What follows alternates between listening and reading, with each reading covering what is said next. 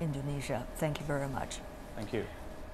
After the earthquake and tsunami, Japanese people face many problems from the tragedy. The post-disaster mental health concerns are mounting.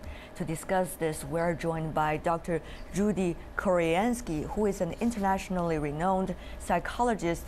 She is based in New York and also an NGO representative at the United Nations. She helped over the years survivors and trained mental professionals and teachers after many tragedies, including last year's earthquake in Rushu in China's northwestern part. Hello, Dr. Kuriansky. Let me ask you this. Well, certainly it's huge trauma that the Japanese people have witnessed as a result of the earthquake and tsunami. What can be done now to ensure their mental health? I think it's very important, Tianhui, that we really pay attention to the mental health needs.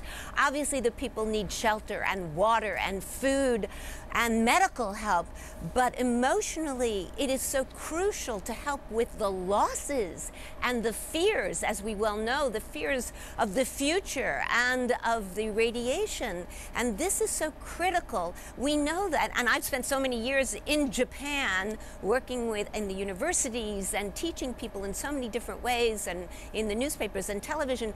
And the people in Japan are so dignified. We've seen that in how they're responding to this, but they are hurting emotionally. I hear as a psychologist through the internet and from the telephone from my friends and colleagues in Japan how much help is needed. And so the children need support, the people themselves, not only just in the affected area, but all over Japan and the entire diaspora, the Japanese all over the world, and the people who know and love them. Of course, people around the world are trying to help. In New York, I understand you and your friends are trying to sponsor some of the fundraising concerts to help these people. But how much help can we really offer besides their own self-resilience that they can have within their heart?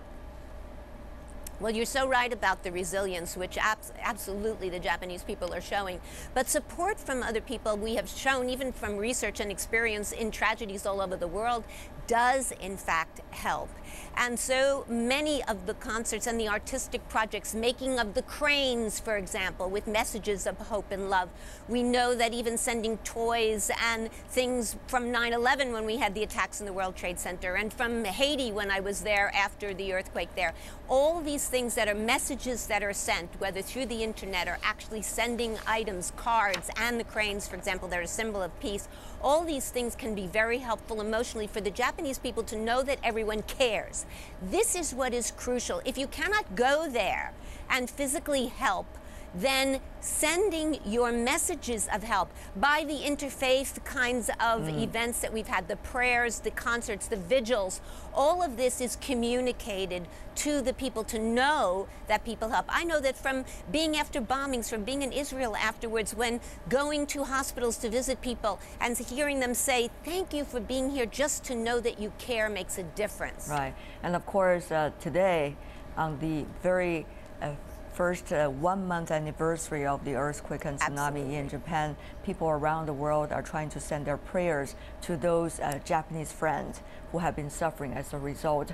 But at this moment, how to deal with, for example, for the people on the ground, some of the very basic psychological problems they're facing right now? Can you give us just one or two examples very briefly, please?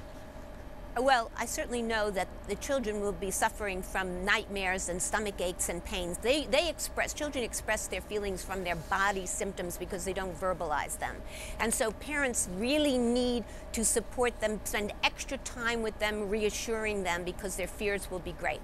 And even from the parents themselves and the adults, they're worried about the future. They need to do two things. One is to get the facts as much as they can, because otherwise the brain keeps worrying all the time, and that's been an issue in Japan.